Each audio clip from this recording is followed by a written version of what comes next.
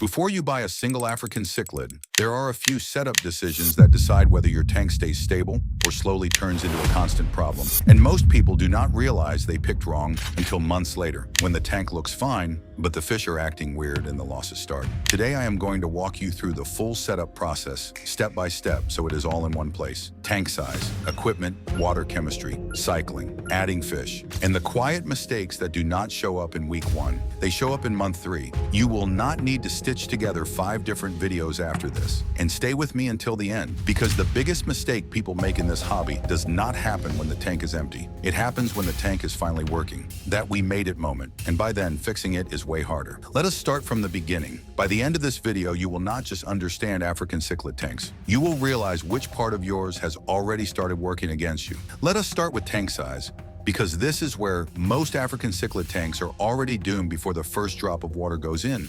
And I know it sounds basic. It sounds like the easy part, but it is actually the decision that quietly controls everything that happens later. African cichlids are not goldfish. They are not bettas. They do not adapt politely to whatever space you give them. They respond to space the same way they respond to everything else, by testing it, pushing it, claiming it. A small tank does not explode overnight. It slowly tightens, pressure builds, and by the time you feel like something is off, the damage is already done. This is usually how it plays out. Someone starts with a 29-gallon. It feels reasonable. 5 Mbuna go in. The first couple of weeks are calm enough to give confidence, and then one fish decides the entire tank belongs to it. Not loudly, not all at once, just consistently. The other 4 stop eating properly. They get pushed into corners. Stress becomes constant, and one by one they fade. It looks like aggression, but aggression was not the root problem. Space was. And this is where most people stop thinking. They fix aggression. They never fix the thing that created it. Before we even talk numbers, there is something more important that almost nobody talks about in the fish store. Tank size is not just about the fish, it is about you.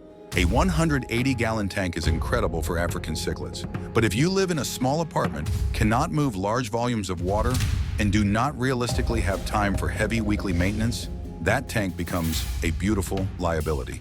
This hobby is brutally honest. It rewards people who are realistic about their time, space, and energy.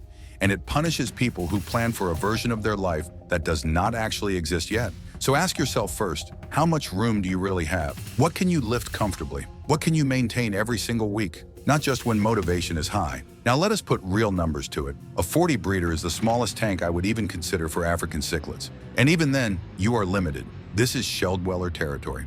A colony of Neolamprologus multifasciatus in a 40 breeder is genuinely one of the most entertaining setups in the hobby. Tiny fish, constant interaction, digging, territorial drama at a miniature scale. It feels like a nature documentary in your living room. But Mbuna in a 40 breeder, that is not a learning experience. That is a slow failure. A 55-gallon is where a lot of people land. And technically, it can work. But it is narrow. And that narrow footprint matters more than most people realize. Fish cannot break line of sight. Territories overlap constantly. Aggression has nowhere to dissipate. You can run a small Mbuna setup in a 55, but you are starting on hard mode, whether you realize it or not. Step up to a 75 and something shifts. The tank finally has room to breathe. More water volume means more stability. More floor space means territories can actually exist without constant conflict. A 75-gallon Mbuna tank, set up properly, is one of the most striking freshwater displays you can keep. And it is manageable for most people. If someone asks me where to start seriously, this is usually the answer. At 125 gallons, the hobby changes again. Things get easier, not because you stop making mistakes, but because the system becomes more forgiving. Missed water changes hurt less. Aggression has more room to spread out. And this is where peacocks and haps start to make sense. These fish need swimming room, and a 125 finally gives it to them. This is the size where many people stop firefighting and start enjoying their tanks. Once you are at 180 gallons and above, you are not really just keeping fish anymore. You are managing an ecosystem. And if you can do it properly, it is incredible. One last thing that almost nobody tells you when you are tank shopping. Height is overrated for African cichlids. These fish are horizontal swimmers. They patrol, they chase, they establish space side to side, not up and down. A long 75-gallon that is 48 inches across is far better than a tall 75 that is only 36 inches long. Always prioritize length over height. The right tank is not the biggest one you can squeeze in if you rearrange your entire living room. It is the biggest one you can fit, afford, and maintain comfortably for years, not weeks, not months, years.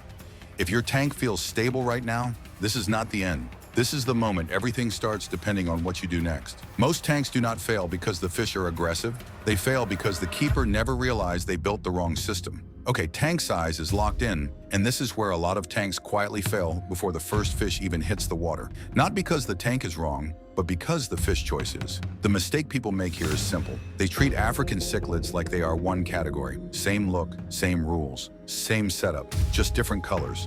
That assumption is what breaks everything downstream. Because African cichlids are not one thing, they are several completely different systems that just happen to come from the same continent. And when you put the wrong fish into the wrong system, even a perfectly sized tank will slowly come apart. Not dramatically, just constantly.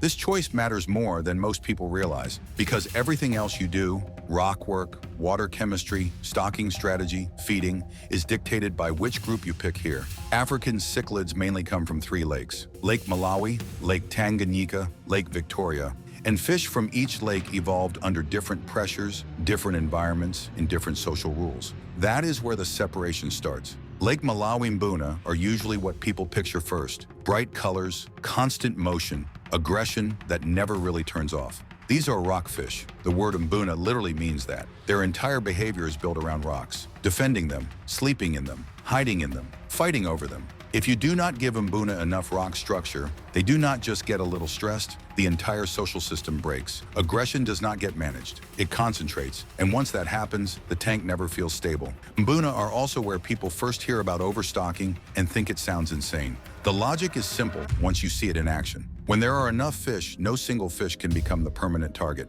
Aggression gets spread thin. Nobody gets destroyed. It sounds backwards until you watch a properly stocked Mbuna tank where things stay tense but controlled instead of violent and fatal.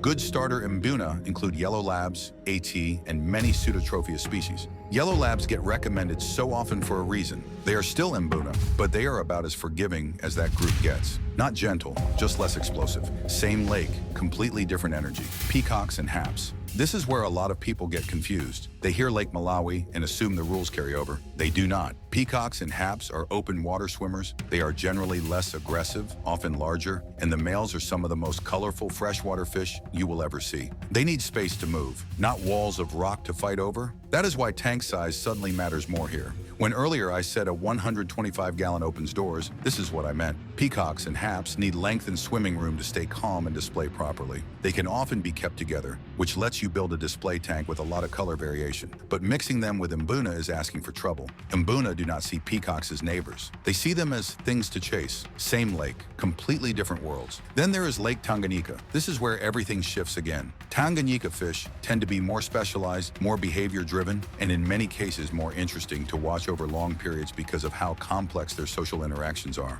Shell dwellers are the classic example. Small fish, tiny territories, huge personalities. They live in snail shells, form bonds, raise fry, and defend space with surprising intensity. Watching a shell dweller colony is not about color explosions, it is about behavior. And once you have kept them, it is hard not to appreciate how deep that rabbit hole goes. On the other end of Tanganyika entirely are Frontosa, slow, deliberate, deep water fish with that unmistakable humped forehead that makes them look ancient. Frontosa are not beginner fish. They grow large, need serious tanks, and will eat other fish. But if you have patience and space, they are one of the most impressive cichlids you can keep. Same lake as shell dwellers, opposite end of the spectrum. That is Tanganyika in a nutshell. So which group should you actually choose? If you want maximum color and you are okay actively managing aggression, Mbuna in a 75-gallon or larger. If you want a calmer, cleaner display with large, colorful fish, peacocks, and haps in a 125-gallon or larger. If you want smaller tanks and deep behavior, Tanganyika shell dwellers in a 40 breeder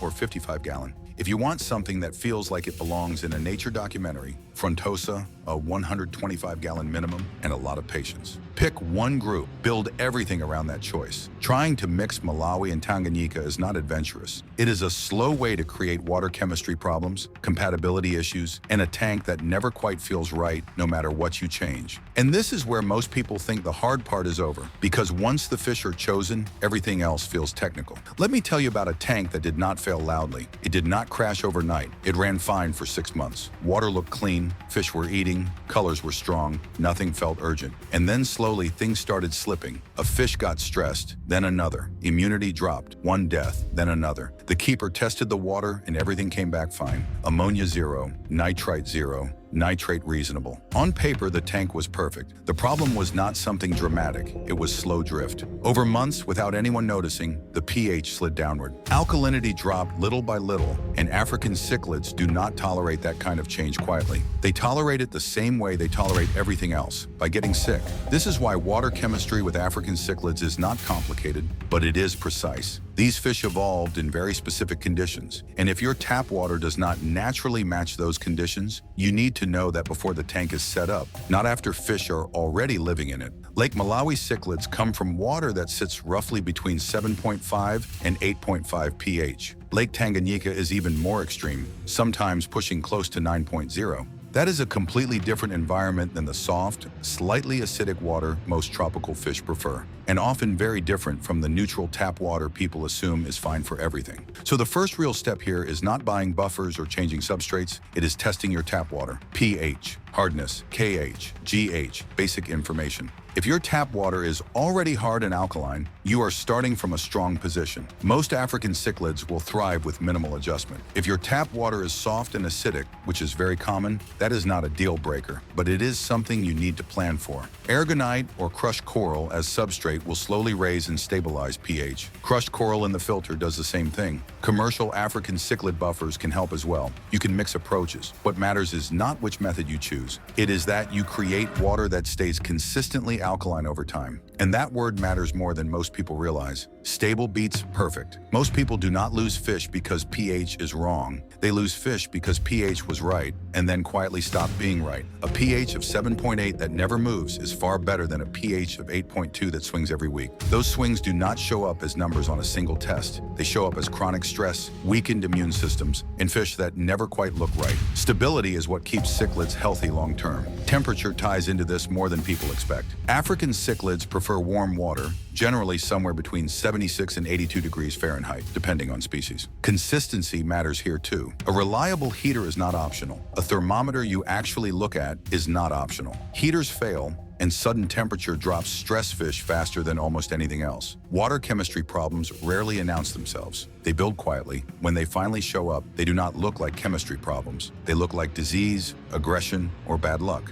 In reality, it is almost always water that slowly stopped being what the fish needed. And here is the part people do not connect. You can get the water right and still build a tank that makes the fish feel wrong. Substrate and decor. This is the part of the setup that looks cosmetic from the outside, but decides almost everything once the fish go in. Substrate and decor in an African cichlid tank are not about making the tank look nice. They are about whether the fish feel safe, stressed, exposed, or constantly under threat. And the order matters more than people realize. What you put on the bottom affects your water chemistry. What you build on top of it affects behavior. And behavior is what decides whether fish settle in or slowly tear each other apart. So let us walk through it the way the fish experience it. Start with the substrate. For Malawi cichlids, especially Mbuna, sand is not optional. It is what they evolved over. They dig in it, they move it. They sift it through their gills as part of normal behavior. When you use aragonite sand, it also quietly supports your water chemistry by buffering pH upward over time. That connects directly back to everything we talked about earlier with alkaline stability. The substrate is not just something the tank sits on, it is part of your filtration and buffering system, whether you intend it to be or not. Gravel causes more problems than people expect.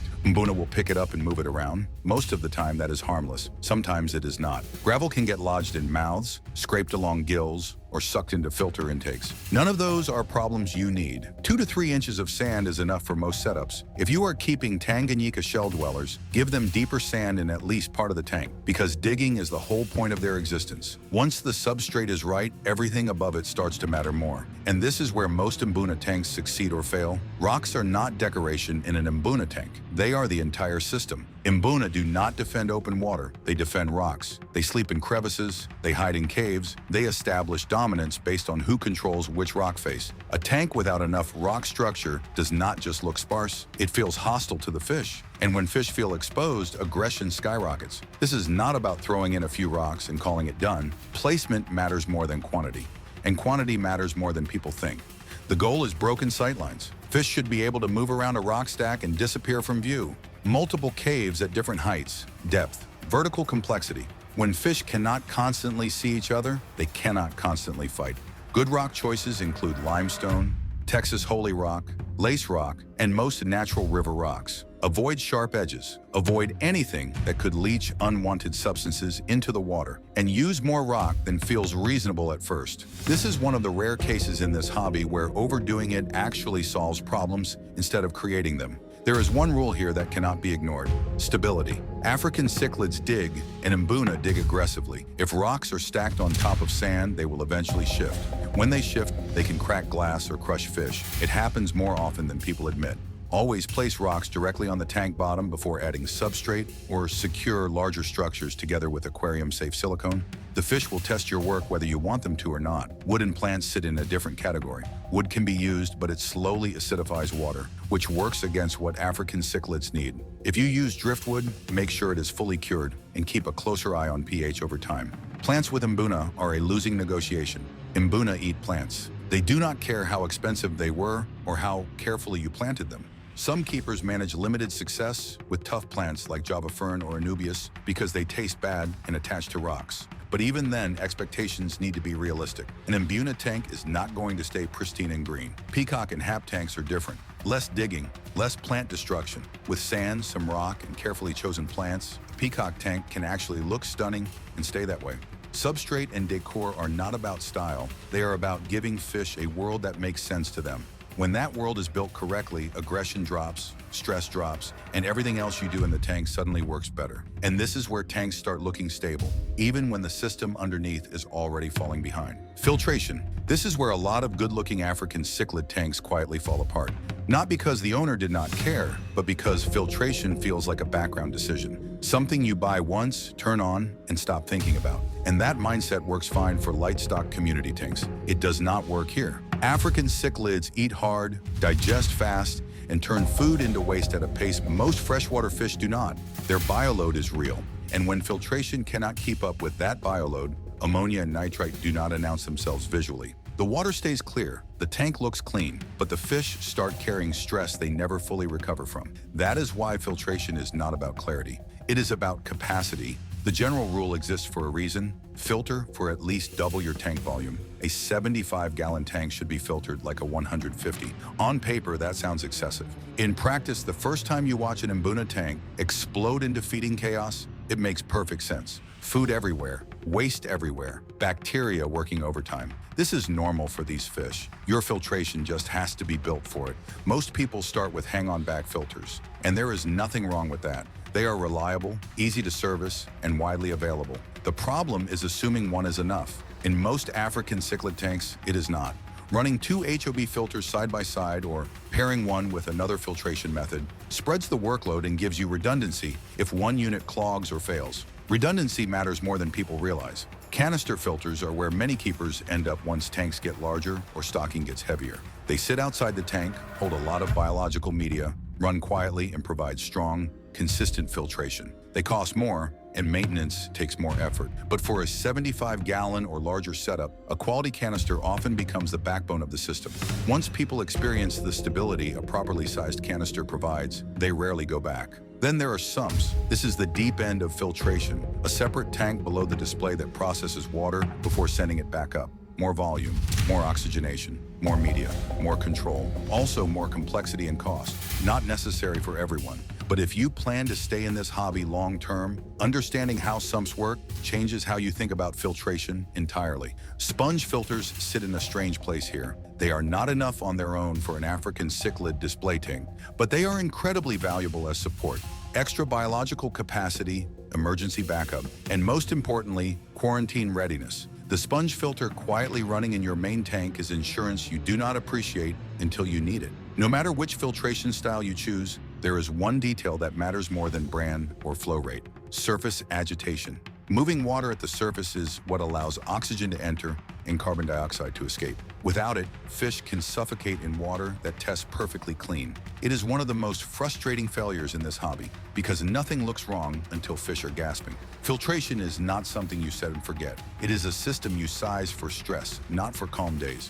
When it is built correctly, the tank feels forgiving. When it is not, every other part of the setup has to work harder just to keep the fish alive. And even with all of that running, the tank still is not alive yet. The nitrogen cycle. This is the point in the setup where most tanks are lost before they ever really begin. Not because the concept is hard, but because people rush it or half understand it and move on anyway. So let us slow it down and connect what is actually happening inside the tank. Because once this clicks, the whole system makes sense. Every fish produces waste. Every uneaten pellet breaks down. All of that turns into ammonia. And ammonia is poison, not kind of bad poison. Actual fish-killing poison, even at low levels. In a brand new tank, there is nothing there to deal with it. No buffer, no safety net. So the ammonia builds quietly until the fish start burning from the inside out. That is new tank syndrome, and it has killed more beginner fish than bad heaters, bad filters, or bad advice combined. The fix is bacteria, not the scary kind.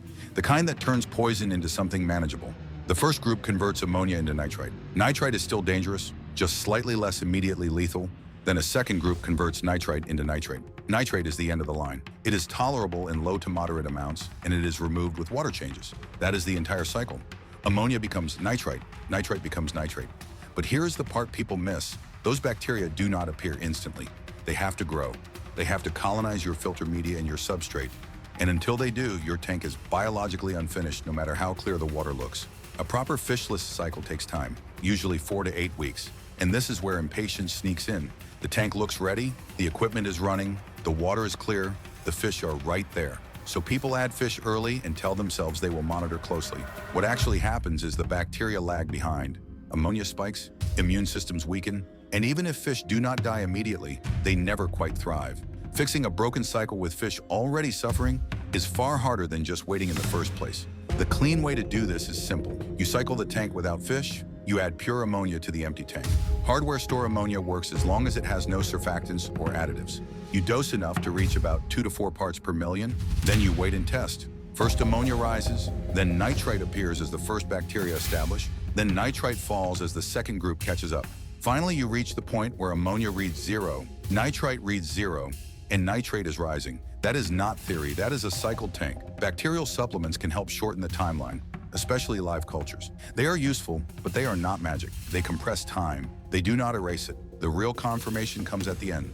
Dose ammonia to 2 parts per million and check again in 24 hours. If both ammonia and nitrite are 0, the system can handle a real bioload. If they are not, you are not done yet. And there is one mistake that can undo all of this instantly. Cleaning your filter media with tap water. Tap water contains chlorine and chloramine, and those chemicals do not care how long you waited for your cycle. They kill beneficial bacteria on contact. One aggressive cleaning and your established tank behaves like a brand new one overnight.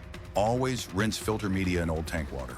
Always stagger cleanings, one piece at a time, weeks apart. The nitrogen cycle is not something you rush through once and forget. It is the foundation that everything else sits on. When it is solid, the tank forgives mistakes. When it is weak, every small problem becomes a disaster. And this is usually where people feel safe, right before they introduce the one thing that can undo all of it. Quarantine tank. Almost everyone skips quarantine, and almost everyone who skips it regrets it exactly once. That one time is usually enough to wipe out a tank that took months or years to build. The reason people skip it is not because they do not know better. It is because nothing looks wrong at the beginning. When you buy a fish from a store, an online seller, or a hobbyist, it does not matter. You are not just buying a fish. You are buying everything that fish is carrying. And most of the dangerous stuff is completely invisible at first. Early stage EEC does not show. Internal parasites do not show. Bacterial infections can sit quietly until stress gives them an opening. And when a fish carrying any of that goes straight into your display tank, it does not infect one fish. It exposes all of them.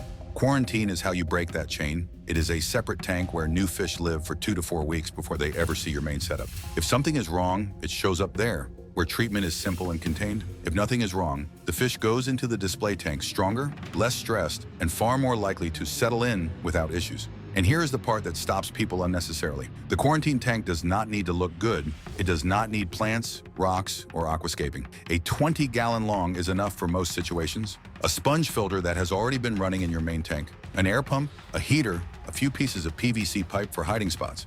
That is it. The PVC is not there to look nice. It is there because it does not absorb medication, it does not trap parasites, and it gives fish somewhere to feel safe. Remember that sponge filter we talked about earlier? The one you keep running in your main tank even when you do not technically need it. This is why. When it is time to quarantine new fish, you move that sponge filter over and the tank is instantly cycled. No waiting, no ammonia spikes, no improvising with stressed fish sitting in unfiltered water. During quarantine, your job is simple but important. Watch the fish every day. Look for white salt-like spots that signal itch. Watch for torn fins, excess slime, flashing behavior where the fish rubs against surfaces, rapid breathing, or unusual hiding. Treat anything you see early. Do not wait for it to become obvious. By the time a fish looks clearly sick, the problem is usually already harder to reverse. One mistake even people who believe in quarantine still make is treating the quarantine tank as temporary. They break it down between uses, let the sponge filter dry out, turn off the heater. Then when they suddenly need it, they are back to square one with an uncycled tank and no biological filtration. Keep the quarantine tank running all the time, even empty. The electricity cost of a sponge filter and a small heater is nothing compared to losing an entire display tank to a disease that never should have made it past the front door. Quarantine feels unnecessary right up until the moment it becomes the only thing that could have saved your fish. Adding fish. At this point, the tank is cycled, quarantine is ready, and you know what species you are keeping. This is the moment people get excited, and it is also where impatience quietly wrecks good setups. Adding fish is not about filling the tank, it is about managing how a social system forms, and with African cichlids, that system locks in fast. The biggest mistake here is thinking you can just add fish whenever you feel like it and let them figure it out. They will figure it out. The problem is you usually will not like the result. This is why starting with juveniles matters so much. Fish around 2 to 3 inches adapt more easily to new environments, and more importantly, they grow into the hierarchy together. When you introduce juveniles at the same time, nobody owns territory yet. Everyone is starting from zero. The aggression is still there. It always is, but it spreads out instead of focusing on a single target. Adults do not get that grace period. An adult African cichlid dropped into an established tank is not a new neighbor. It is an invader, and invaders get dealt with immediately. That same logic applies to how many fish you add at once. Adding one fish to a Malawi tank almost guarantees it becomes the punching bag for everyone already inside. There is nowhere to hide from collective aggression. Add 4 or 5 together, and the dynamic changes. The attention gets divided. No single fish carries the full weight of the tank's hostility. It is not gentle, but it works. One small step that makes a bigger difference than most people expect is rearranging the decor before new fish go in. Rock structures are territories in an Mbuna tank. If you leave everything exactly where it is, the established fish know every inch of the layout and defend it aggressively. By moving rocks around before introducing new fish, you erase those mental maps. Everyone, old fish and new, has to reorient. It does not remove aggression, but it levels the playing field enough to prevent instant dominance kills. Once the fish are in, the real work starts. Watching, not casually glancing at the tank, but actually observing it. Some chasing is normal. What is not normal is one fish being relentlessly targeted by multiple fish with no breaks. A fish that cannot get to food because it is chased away from every feeding spot. A fish hiding constantly and never rejoining the group. Rapid fin damage piling up day after day. Those are signs the balance is wrong. When you see them, you do not wait and hope it settles. You intervene. Remove the aggressor or the victim temporarily.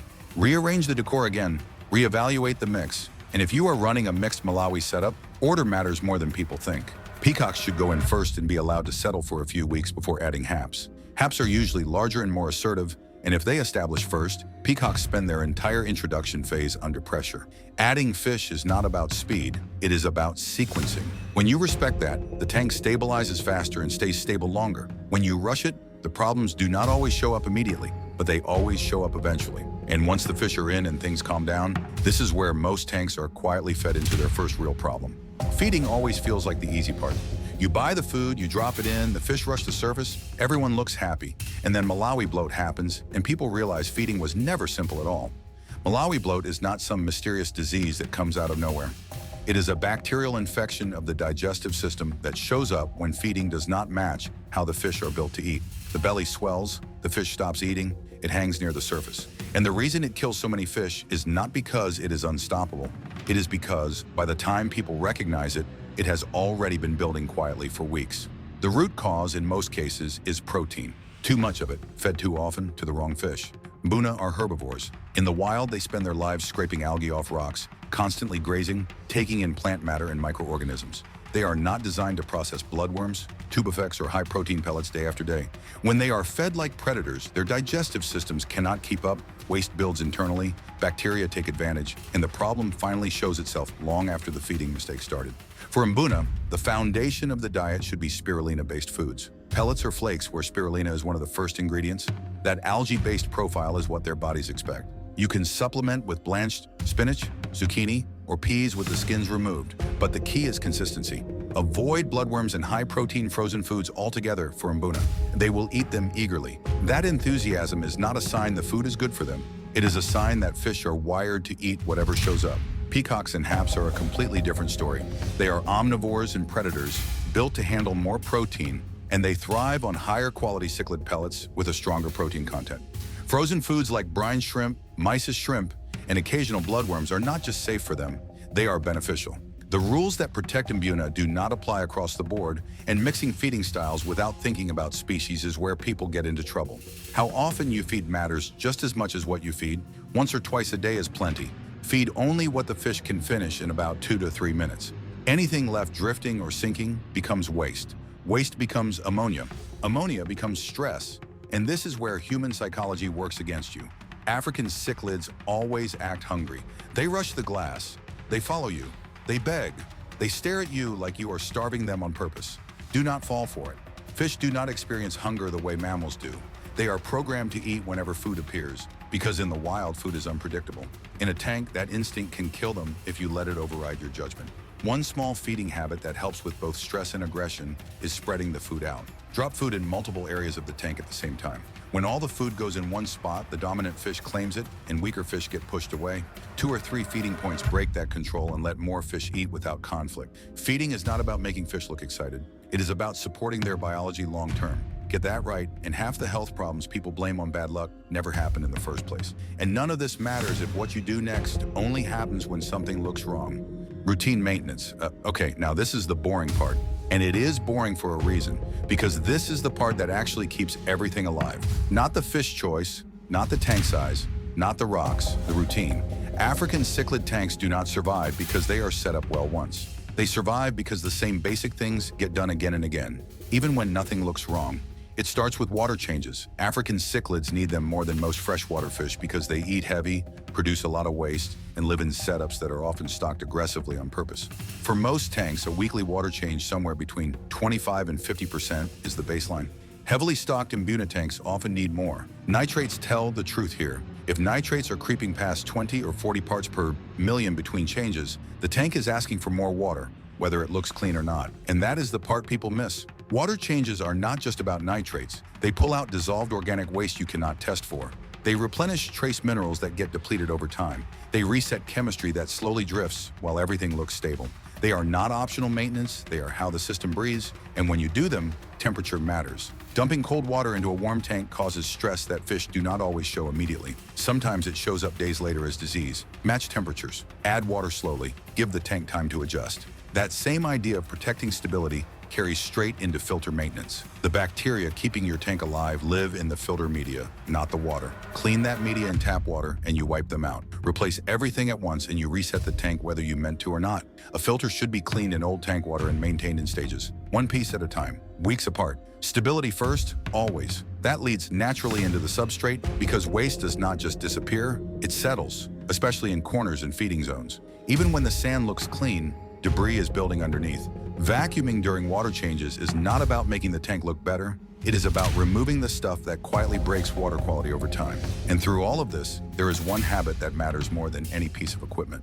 Observation. Every time you walk past the tank, actually look at it. Not just, yeah, it is fine. Count the fish and watch how they move. Look at fins, look at color. A fish hiding when it normally does not. Clamped fins, slight color loss. A fish not rushing food. These are early warnings. Catching them early turns disasters into small adjustments. Missing them turns small problems into losses. The keepers who succeed long-term are not the ones with the fanciest gear or the rarest fish. They are the ones who show up consistently. The water change every week, even when they are tired. The 5 minutes of watching the tank every day. The filter maintenance done properly instead of rushed. That consistency is not part of the system, it is the system. Routine maintenance. Before we wrap this up, I want to slow down for a minute and actually connect the dots, because everything we have talked about so far points to the same thing. Most African cichlid tanks do not fail because of one big obvious disaster. They fail because of a pattern, a series of small decisions that all feel reasonable in the moment, safe, even responsible, until you realize they have been quietly pushing the system in the wrong direction the entire time. And it almost always starts with tank size. Starting too small feels practical. It feels smart. You tell yourself you will upgrade later. And maybe you will. But in the meantime, the fish grow, territories tighten, aggression has nowhere to go. A tank that is too small does not stay manageable. It gets harder to control every single week that passes. Then comes species selection. Mixing incompatible fish usually is not done out of ignorance. It is done because the fish look similar, or because someone at the store said, yeah, they will be fine. But Malawi and Tanganyika fish do not just behave differently. They live by completely different rules. And when you mix them, you create stress that no amount of filtration or decor can fully fix. After that, people rush the cycle. The tank looks ready, the water is clear, the equipment is running, and the fish are right there waiting. Skipping or shortening the nitrogen cycle does not always cause immediate death, and that is why it is so deceptive. The damage shows up later.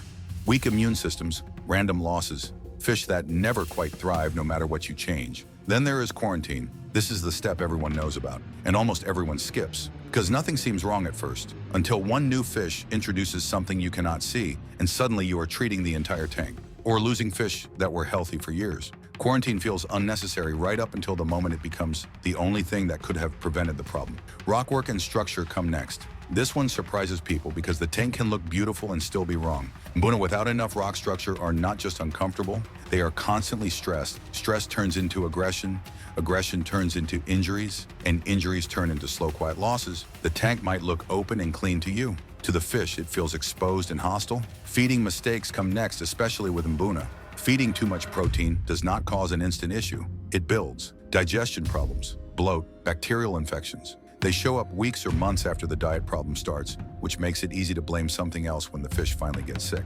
Filter maintenance is another silent killer. Cleaning filter media and tap water, replacing everything at once. One cleaning session wipes out the bacteria that were holding the system together. And suddenly a tank that has been running fine for months behaves like a brand new setup. Pneumonia appears, fish stress spikes, and nobody understands why because nothing changed except the filter cleaning.